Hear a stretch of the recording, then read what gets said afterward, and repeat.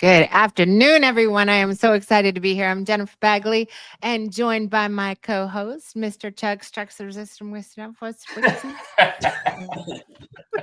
You get me every time with that, Jen. I don't have a choice. I just go for it. I make it up as I go. There you go. You guys, we are so excited to be here with you today. Of course, you guys know how we roll. This is live. It's uncut. So whether you're joining us live online on social media sites or you're catching it on Spotify or whatever your favorite podcast platform is later, we welcome you. We appreciate you taking time out of your busy schedules to work on your business instead of in your business. Today, we have a special guest. We are so excited that he took the time out of his busy schedule to be able to be with us today. We have Mr. Mark Evans, also known as the Deal Maker. Mark has we are so thankful for you to be here. You have a huge story and a big laundry list. I could literally do the intro about you and the podcast would be over. On all my mess ups? Is that what it is? That's the list? Yeah, right. I get that. Mark, tell us a little bit about your journey. I know you started this young, right? Right out of you weren't even legal yet. Yeah. 2 days after high school, bought my first company, a seamless gutter company, owner financing, small town, Ohio. Grew up outside an hour east of Columbus, Ohio. 650 people in our town, no cops, no stoplights, just good old hillbilly. And I didn't know anything about gutters except water ran downhill. All I knew is the guy that I bought it from was in a bad car wreck, and the truck just sit there. It was a 1978 Ford E350, the big van, big bread truck for 24-footer. And I was like, I want to do something. I understood construction. I grew up in a construction household. My dad did construction. My uncles did. Everyone did. I was building houses with them when I was young, 5 years old kind of thing, right, on job site. Yep. And I always knew I never wanted to work for anybody. I wanted to, be an entrepreneur, make $100,000 a year. That was my first goal. How do I make $100,000 a year? Because I didn't know anybody made it. So I thought, why not do that? And that started the journey. I love that. I love that. I worked for one of the CEOs of a very successful watch company. I'll just leave it at that. And when he sat down and told me his story, he said, "You know how I started this business? I stole some watches off a train." And that's how this baby got started. It reminded me of that. We all have a story. Yeah. Everybody's got a story, right? Yep. So what's we're always digging for what's the catalyst for anybody who missed out on the last couple podcasts that we did or haven't seen kind of the sector that we're going down is we're starting with entrepreneurship and looking at different ways to exit your business. So there's a lot in the middle. What do you feel like were the biggest catalyst as you went into? You've been in a lot of diversified sectors from real estate and restaurants and media and e-commerce and everything else. What do you feel like those main pivot points were outside of all the ass whoopings that taught you the best lessons? Yeah, it's interesting. I just talked to my team about, talked to a lot of the guys I go with, in business and stuff today about this is, we have to constantly be evolving. I just wanted to make $100,000 a year. Okay, cool. Now you've done it. Now what? A lot of people tap out once they hit their goal because they're not reimagining what the goal could look like. Because you have to change, you have to evolve, you have to hire mentors and mastermind groups and consultants and all these amazing people that exist that will help you and guide you and just, see around the corners, if you will. So I started off doing seamless gutters. I told myself I could make a little bit of money there, but you have to work. I was willing to work, 365 days a year, 7 days a week. I like working. I enjoy it. But I only have so much time in the day. I was 18 back then. It doesn't matter. You're living forever, right? You're not even thinking about death. And so I started doing that, but I also noticed I wasn't in the right vehicle to make a lot of real money. So that's when I met a guy who's doing real estate. I was doing his gutters. I was like, what do you do? He's driving a Porsche, smoking a cigar, paying me. I was like, I want to be the guy paying people to do the work while I drive around in a nice car, smoking a cigar. I want to do that. I'm not that smart, but I'm smart enough to, it is what it is. So I said, okay, I need to learn how to do real estate. Back then, this was infomercial days, Russ Whitney, Carlton Sheets, and all these things. I had no cash, no credit. I lived with my parents. I just graduated high school. I'm only 3 to 6 months out. And I'm like, I have to learn this. So I went to a seminar, a 3-day event. I paid $2,500 to go to the next event because that's how it was. It was a sell cycle. Yep. And down in a room of 68 people, third person in the front row watched this guy make a call and said, I can do that. So I started learning how to do real estate. I had no clue. I was green, but what was interesting, I was by far the youngest kid in the whole room. I was 18. Everyone else was, in their 30s, 40s, and 50s. They all thought it was staged. I was so dumb. I was like, how could someone stage us? It was not staged, by the way. But that's how they thought, right? They were very pessimistic about the situation. And actually, if they saw that actually it was that easy, they actually might have to do something. So I took that as an opportunity to dive head first. So started doing that. I was on a lot of single families, owner financing, no money down. But you can make a good living in it, but you're not going to get wealthy. Like, you're not going to make many, many millions. So I was like, I need to make millions. So I started doing flipping. I knew how to do rehabs. I knew how to do construction. So I started flipping houses instead of just renting. And then I actually almost went bankrupt a couple times in this process because I got cocky. I got loose on my processes. I had no processes. Right. So, my process was me wake up and work until I'm about to fall asleep at the wheel and get to bed and repeat process. That was my process. But so it's like, you're just evolving and hire people, hire better people than you. Be honest. Like, I used to dress up, meet people at a Regis, hire them for my construction real estate company. They come to the office, they're like, what the hell did I sign up for? Because it didn't look like that. It was not the Regis, that's for sure. And but that's what I thought it looked like. And I didn't realize, I'm lying on the front end, therefore they get in, and then there's a lot of, issues there. So I went through that whole process, and then I just started becoming a big investor. I started like up-leveling my vision, getting around bigger thinkers, bigger goal setters, and I started believing it. Actually had to believe this to actually do it and learn it. And then I started doing, about 100 deals a month. And then it really took off. And then it went from not the Mark Evans business, but like another business where I wasn't the guy, because everyone, if you're the guy or gal, they don't want to talk to you. Buyer, seller, investor, title, everyone. So I had to build like a team and an infrastructure where I was untouchable, if you will, even though, my team, I wanted to talk to the team, not to the people. Because if I talked to the people, I just was getting consumed with that. And, that's hard because I love the people. That's how I got to where I was at, But again, we all know the saying, what got us to where we're at isn't going to get us to where we want to go. And I think a lot of people, honestly, Jennifer, is not resetting where they want to go. Yeah, Not frequent enough. Yeah. Love that. And one of my favorite quotes, and I say it a lot, is if you're the smartest person in the room, you're in the wrong room. Yep. And you nailed it, right? And it's like, Mark, I hear you. I heard you talk, a few years ago live, and then, now I'm in your world, and you talk a lot about relationship capital. Can you expand on that for our audience and like what that's done for you along your journey? Well, it's changed my life for sure. Just understanding what it means, it might mean something different to everyone else, but what it really means is it's like going to the bank and making a deposit. I have a lot of great friends and I deposit, I'm thinking about them. If I'm thinking about them on a walk, I'm going to shoot them a video, deposit. If I meet someone and they're like, blah, blah, blah, blah, I need an operation, boom, get with Chuck, deposit. The truth is most entrepreneurs that I'm rolling with, we're really bad at asking for withdrawals. Mm-hmm. We're really good and resourceful in depositing a lot of great stuff, but we're, oftentimes we're not really good at asking for help. So I always had this thought in my head a long time ago, because I am this guy. I've always wanted to be the great friend that if all hell broke loose, they could shoot me a text and say, Mark, send me $100,000. Don't ask questions. I'll pay you when I can. And I'll send it. I always wanted to have those friends. And I'm like, $55,000, $100,000, 50, 5 million, whatever the numbers. But I think to me, it's like, how do you build enough relationship capital where actually, if that ever happened, you could actually pull that card and see who actually pulls through. And sometimes I think about like, I want to send 20 texts to people I've done this with and just see if they send the money, see if it actually works. I know some would, but some might, whatever. But constantly depositing, don't be a taker. To me, it's like, I love people. I love giving. I love helping. Obviously, a lot of us here, probably to our demise, do this, unfortunately, to the wrong people, because there's a lot of takers in the world.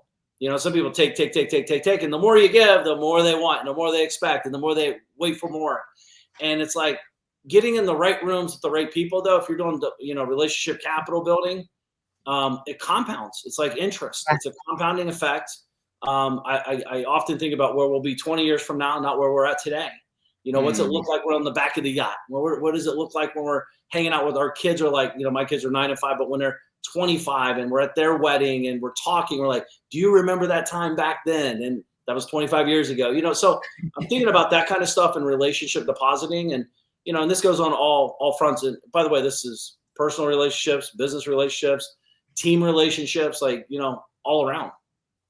Yeah, I think it's a challenge because there's this fine line. On one hand, you need to surround yourself with mentors who've seen further, been further, experienced more, you know, that can help you remove blind spots, challenge you, and everything else. You know, and on the other hand, you are spending time giving and being able to identify where do you start putting those deposits in? What's the drain versus what's inherently going to serve you well over time? And being okay with making that choice. Being okay with saying, you know, there's only X number of hours that are allotted. And I've got to be more strategic with how I place my time, where I place my time. And that includes with whom I place my time. Yeah. I mean, this is an energy audit, time audit, whatever you want to call it, a thought audit. You know, like, you know, we all got to do audits. We're all doing it. Sometimes we're doing it consciously or subconsciously, but like, and more importantly, okay, now that I've audited the situation, what am I going to do? Hard part's executing the audit.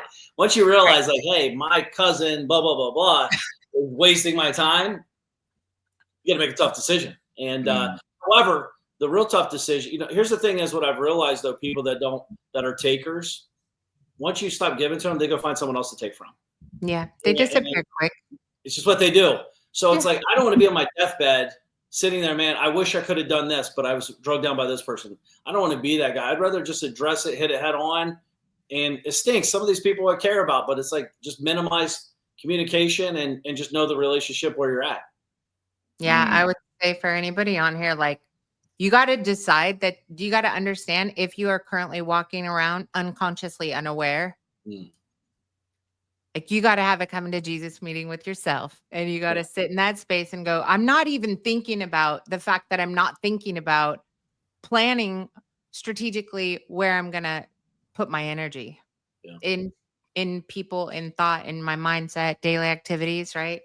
At least when you get to where you are consciously aware that this is something we need to be thinking about, then you can start being more strategic, right? More intentional. It can become part of a bigger plan. Everyone always asks me, how do you do so much? Well, I use my minutes and I'm intentional. My life is by design.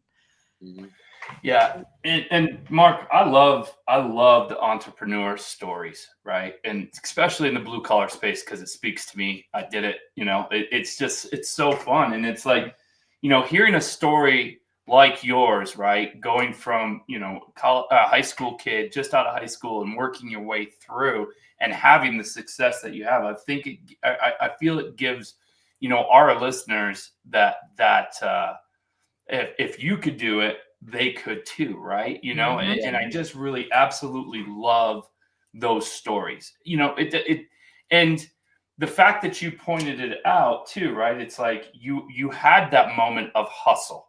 You had that moment of I'll work 365 days a year, but you quickly realized you didn't want to do that. So you took it to the next step and the next level, and the evolution of that is the real goal. In my opinion, it's the real goal, right? Because we get so lost as entrepreneurs. It's like, you know, nothing's going to hold me back. I'll just work 365 days a year. But then all of a sudden your kids don't love you. Your wife doesn't love you, all the things, right? So figuring it out sooner than later is always better, in my opinion. Yeah, it is better. You know, Jennifer, you're talking about awareness. A lot of people don't want to be aware because if you're aware, you actually got to do something about it. You have to face it. So you have to take action. And it's scary, and you're going to alienate people that maybe you feel like are your best friends, but they're just not your best friends, even though they act like it. And you're going to realize like, wow, I've been living in this fog and now I can see clear. But, you know, it requires work and effort and energy. By the way, I love working. I still work 365 days a year, but it looks different. You know, it's not like I'm an operator in the field 24/7. Like that's what I used to do. Now I'm more of on the business, not in the business.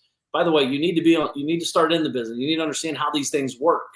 And but again, like when I was working, I always knew I was like, man, I'm going to do this this isn't forever. This is a temporary thing. I'm learning so much. Kind of what we talked about today. I'm wore out, but I'm excited. And I'm excited where I'm going, because I have a timeline. By the way, I never hit the timeline. It always went further. It always takes longer. It's always harder than you think. It always everything so all that stuff goes out the window. But that's what keeps us in the game, entrepreneurs. We're very optimistic from my experience. Most entrepreneurs are very optimistic. Yeah, 100% agree. You have one of your books, The Mule Mentality versus the Magician Mindset. Yep. Talk to me about it. Well, I mean, listen, we're all designed as mules, right? Go to school. These are the hours. Guess what these hours are? Sit down, shut up, raise your hand if you need a break. Oh, by the way, you got a gold star today because you did a good job. They're creating employees. No, nothing wrong with that. We all want them. We all need them. But that was never my thing. That's why I was never good in school. I got stuck in special ed for reading. I knew how to read. I just didn't like reading. I don't have time. I got stuff to do. I'm in the second grade trying to sell my sister's Barbie dolls. I got money to make. But again, the truth is I grew up fairly poor. I grew up in a trailer court. I saw my mom and dad fighting and struggling about money every day. It was a real thing. They played bill roulette. They put the bills on the table, past due. They throw on. This is all we got. This is the one we go. Everything else goes trash can. That's it. That's what we did. And I saw that my whole life. You got to understand, the chaos is what's allowed me, I truly believe, to be an entrepreneur because I can handle chaos. I actually get calm in chaos, as an entrepreneur because I understand, it's how I grew up. So I think it's the mule mentality. I'd listen to my mom. They worked her like a dog at her job. This guy quits. They give her the job. We'll get someone next week. That never happened. 3 years later, they fire another guy. Boom. Now she's doing the job of 3 other people for the same pay, if not less, because that's what they do. Once they got a mule, they don't let them go, right? And it's a mentality. And my mom was so afraid to get fired that she would actually work overtime and even more, and it would just keep piling on. The only way out in the mule is either if you die or you quit. And it's very hard to quit because usually they don't quit. And unfortunately, it is what it is. But the magician mindset is, I like the power of constraint. Like we all do. We're getting ready to take a trip. We get more done in the last 24 hours than we did the whole last 3 weeks. Just because we have a constraint, we have a real time limit. We're leaving. We're departing this day. So I like to do that in business, and that's what I do. The magician effect is really one to many. Instead of having one-on-one calls, let's do one to many. What we're doing here. I can write a report, or I can write a book and sell it to thousands, hundreds of thousands of people. It's the same effort, way different result. Way different result. So that's the magician. By the way, we're very lucky to be in this day and age. When I started in '96, the internet really didn't look like this at all. So I actually door knocked. I got spit at. I got chased out with guns. I loved it. By the way, I loved it. So it's with your MySpace page. What's that? With your one MySpace page. I never had MySpace. I was too busy working. I genuinely never had MySpace. All my friends someone, because I think back then you could put a music thing or whatever, and then I hear people I went to school with, they're fighting because they're not their best friend anymore, and they took them off their page, and I'm like, I got stuff to do. I really had I didn't do any of that back then. I was pretty lame. Oh no, that was a good tech movement to just skip over. That was a good one. Yeah. I'd be down with that. So question, as you are advising others or even within your own sphere, as far as your goals, how do you allocate time between the things that you apply energy to that are your earned income versus your passive income versus your portfolio income, which obviously in real estate, you've got to have plenty of energy for that or experience in that. And what would you advise other entrepreneurs? Do you think they need to put all of their focus and energy on one thing, or a divided mind is not going to be successful, or they need to intentionally create all three? What's your thoughts? Well, we're all created different. Everyone's not the same. I have a buddy. He can't do 2 things at one time. He's tried it. He'll literally burn down both businesses and ruin his family life. He can't do it. He can do one business, and he's very successful at one business. Very, very successful. 9 figures a year. Very successful. And I've been knowing him 25 years. I've seen him try to go off and veer off. It never works. I'm very good at, you got to understand what kind of entrepreneur you are as well. First of all, I think a lot of people call themselves an entrepreneur that they're not. And that's okay. A lot of people might be a great number 2, number 3, number 4. And I think there needs to be more stuff about that because we all need that. And by the way, it would take a lot of stress off the individuals that think they're an entrepreneur that can't. It's not for everyone. I've had a lot of people work with me that think they're entrepreneurs, and they're not, based off of the report. They think everything's going to be perfect. They're like, here's exactly what's going to happen. I'm like, you just wasted a lot of time because everything you wrote on a piece of paper, nothing like that's going to happen in real business. Right. And which is fine. I need them. They need me. And that's what, the yin and the yang. It's really a real thing. So I don't believe in passive income, even though I have passive income, because it's active to become passive. And but yeah, there's still a management component to it. Like, I got to manage it. I got to manage the tax consequences. I got to understand this or that. And so, if I was building a business today, I'd be very focused on the business at hand first, until I had enough money where it actually, if I did fall off, it's not going to change my lifestyle no matter what. And I think a lot of people are abandoning the situation too soon. I know I've done that before in the past, but I'm a very short-term business owner. I like we talked about this today. I like 12 to 24 months. I have a very clear path of 12 to 24 months. I don't like big staff. Once I get past 10, 12 people, I'm not really good. I don't like the politicking. I don't like, hi, Nancy, great job today. And you want to like smack her in the back of the head because she hasn't done anything, but you got to keep everyone positive and ramped up. I'm just not good at it. It's not where I thrive. I'm not saying really hit them, but like, you know what I mean?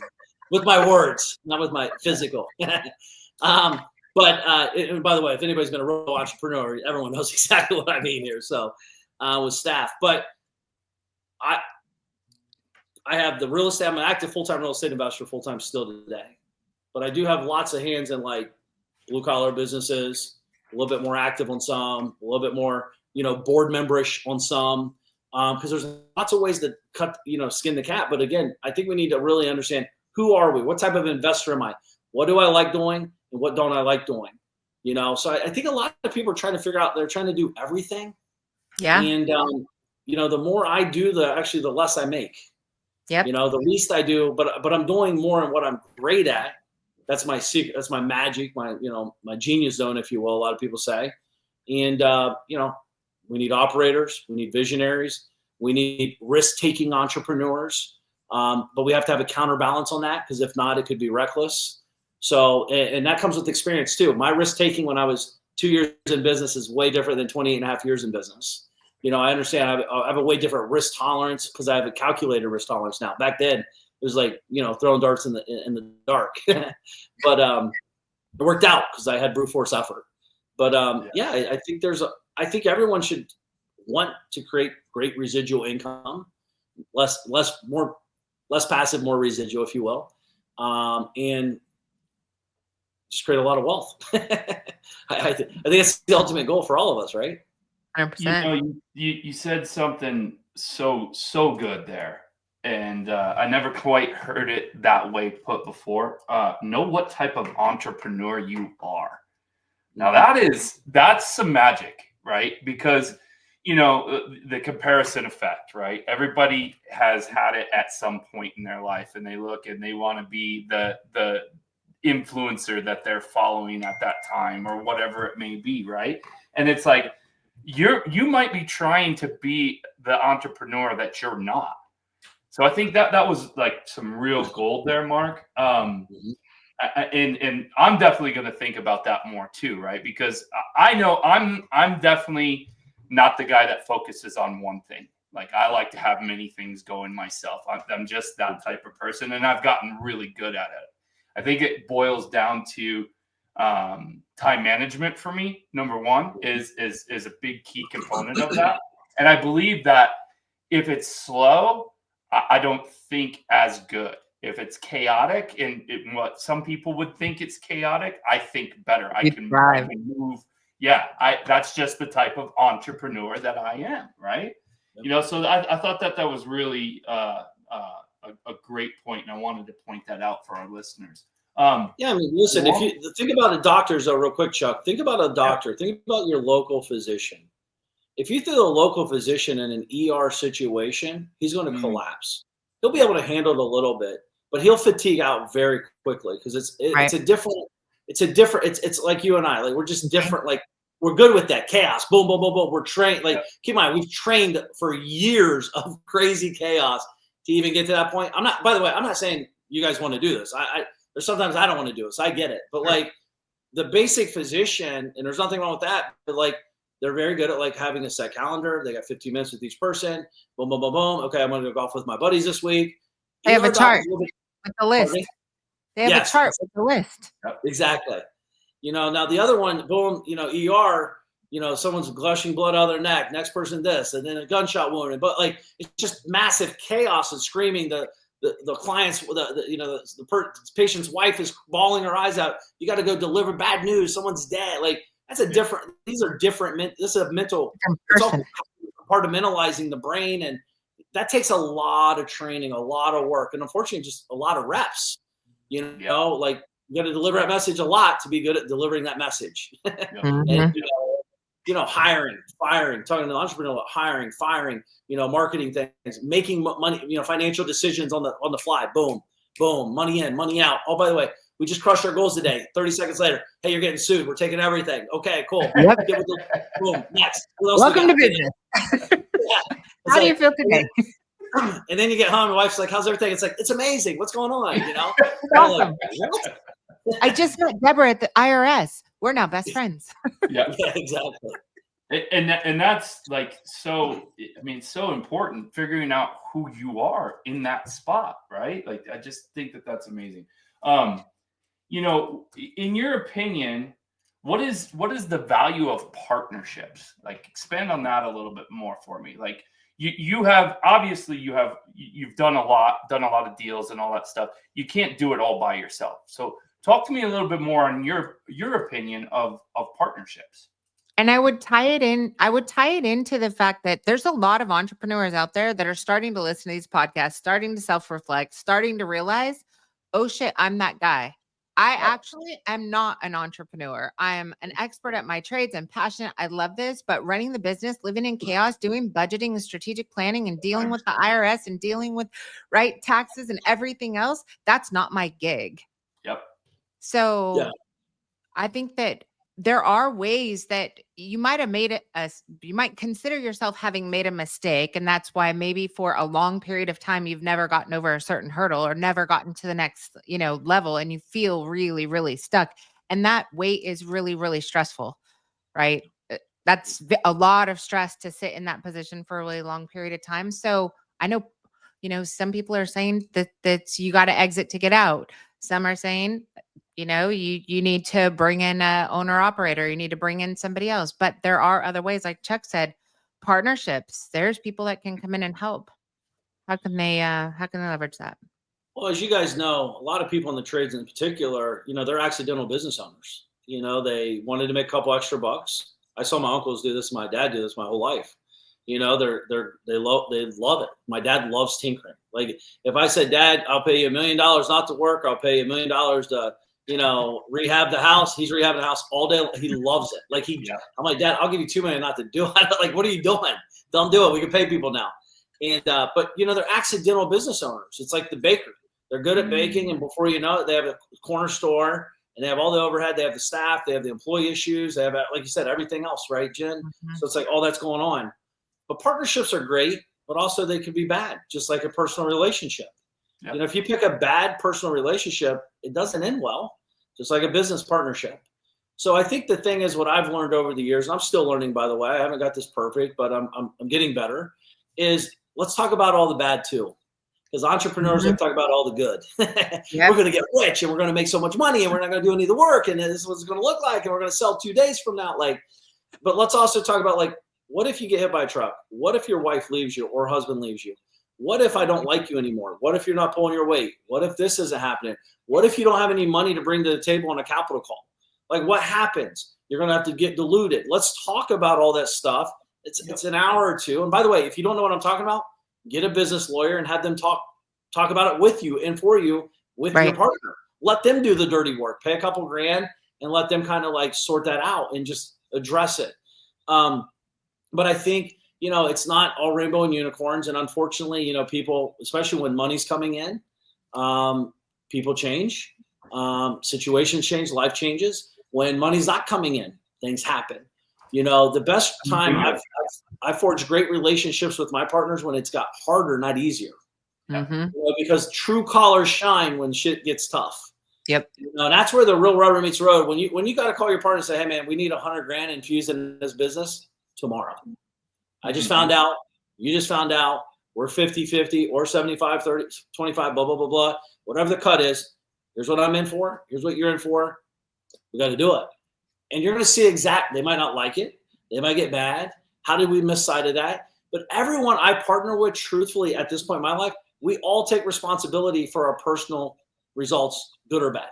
Mm-hmm. That's like a good telltale sign, just by paying attention to, like, if someone's always complaining, talking negative, it's never their fault, blah, blah. Do not partner with this individual ever, because you're only next in line to be the person they're talking bad about.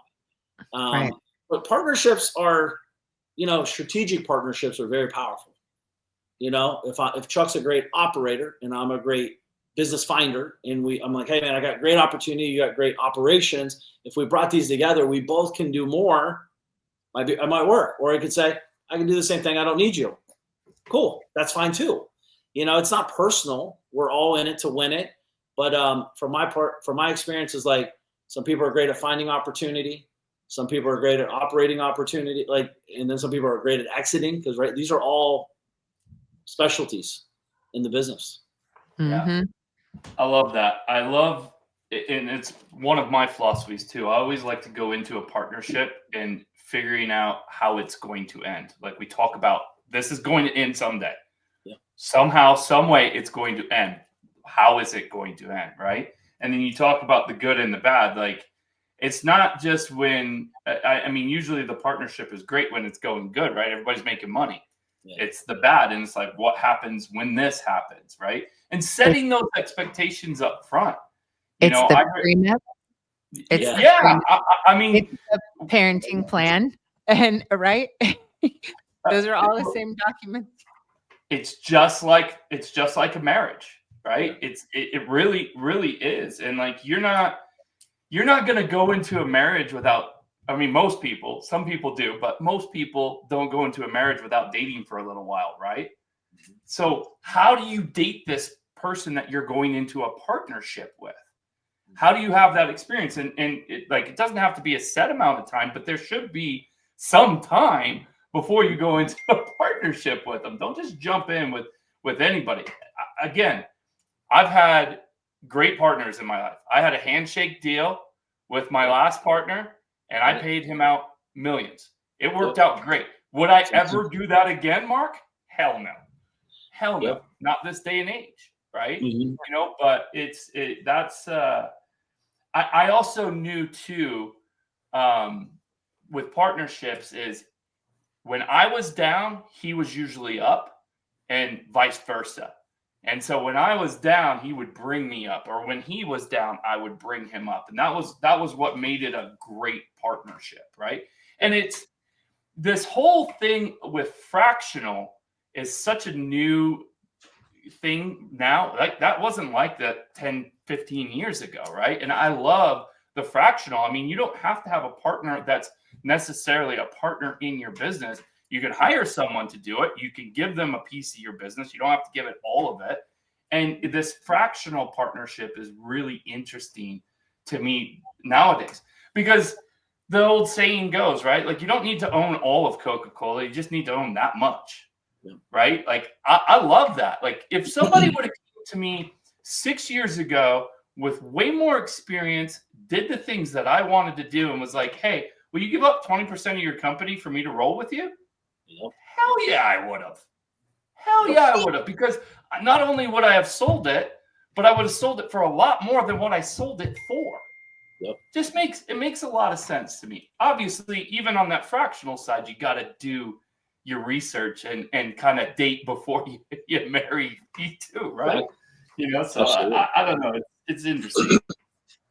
No, there's lots of great ways. Fractional is an awesome way. How I started getting into that, I did have a bad relationship and a partner. However, without that partnership, I wouldn't have met my wife. My wife actually came through that partnership. Her friend used to work for us in our office, and Dina was the babysitter. I snagged the babysitter, Chuck. So, Dina was the babysitter, was my old partner for, just temporary. So, but, again, psycho entrepreneurs always find the good and the bad. This is what we do. It keeps us sane, keeps us going. That does keep us sane. But so like when we're doing these fractional things, I remember I was like in a journey. So that happened. I was generating net million a year minimum. And I had a guy hit up and I was like, hey, I want to partner with you. He had what I wanted in business. He was like probably 20x above me. And I was like, man, I want that. I know you can help me get there. He wasn't for hire. Fractional didn't exist back then. He's like, give me half of your business and I'll help you. And I was like, man, it's too rich for me if you did it. Keep in mind, this is half today. So if I'm making $1 million, he's getting 500,000 out of the gate, if you will. And this is stable income. This has been going on for a long time. And I was like, okay, like I'm in for a third. Like no questions asked, I'll do it for a third. I couldn't get past the half. I thought he was going to come back at a third or a quarter, and I was in. So I was like, that's where I was prepared.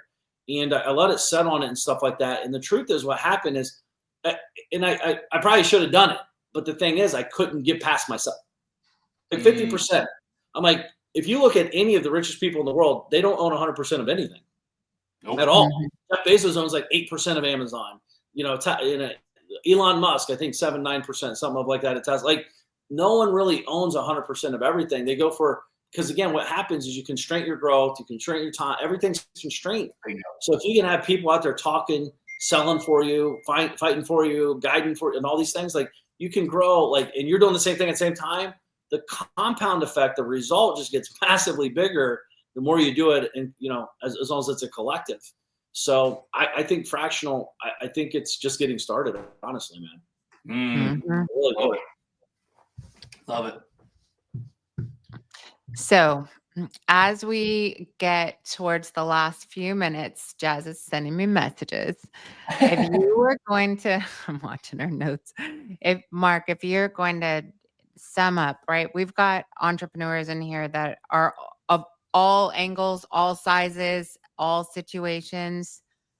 Like the top 3 things that hands down, regardless of business size, regardless of goals, that you would say these are the 3 catalysts that you've got to anchor onto in order to continue to make progress and reach your goals. What's your top 3? Well, number 1, we got to set goals. That's step 1. Number 2, never stop learning. Be curious. I know I wrote in my book about Magician versus Mule. We were all taught curiosity kills the cat. Curiosity keeps me happy, gets me waking up early, keeps me up at night, and makes me a lot of money. Curiosity is very good.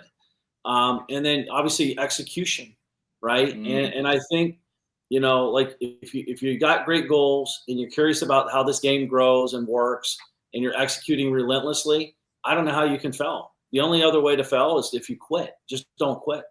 And if you're obviously, mindset and growth stuff, what they're doing here, listening to this kind of information, this is forever. Like I've been doing this since 1996. So, this is CD days with a, rubber band around it. So the CD didn't skip in the car. I'm smoking Swisher Sweets because I thought that's what rich people did.